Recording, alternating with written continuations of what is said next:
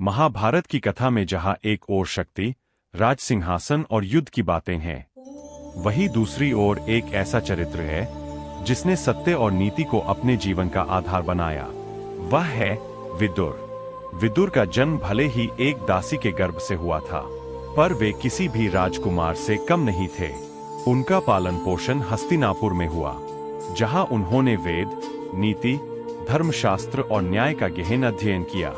उनकी बुद्धि तीक्ष्ण थी, वाणी में मधुरता थी और हृदय में केवल धर्म का प्रकाश। कहा जाता है कि विदुर वास्तव में यमराज का ही अंश थे, जो इस धरती पर धर्म की रक्षा के लिए जन्मे थे। वे महात्मा और नीति के मूर्त स्वरूप थे।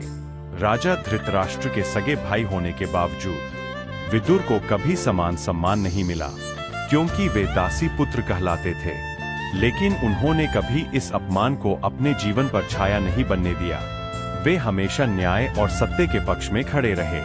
जब धृतराष्ट्र अपने पुत्र दुर्योधन के मोह में अन्याय और अधर्म का समर्थन करने लगे, तब विदुर ही वह आवाज थे जो बार बार राजा को धर्म की राह दिखाने का प्रयास करते रहे।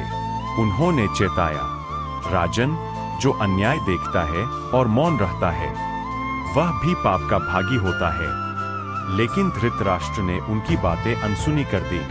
पांडवों को जब अन्यायपूर्वक वनवास दिया गया, तब विदुर ही थे जिन्होंने उन्हें सांत्वना दी और कहा, जो व्यक्ति विपत्ति में भी धर्म नहीं छोड़ता, वही सच्चा वीर है।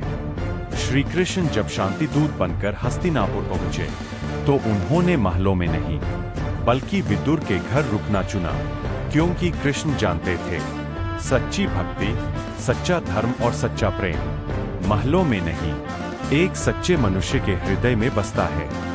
विदुर के वचन, जिन्हें विदुर नीति कहा जाता है, आज भी मानवता, नीति और नेतृत्व के शाश्वत सिद्धांत माने जाते हैं। उन्होंने सिखाया कि धन, पद या जन नहीं, बल्कि सत्य, करुणा और धर्म के प्रति निष्ठा ही मनुष्य को महान बनाती है।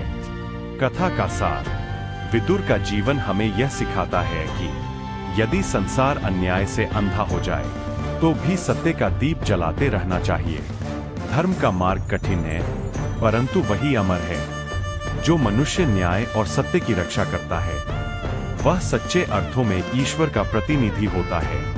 ऐसी और कहानी के लिए सब्सक्राइब करें।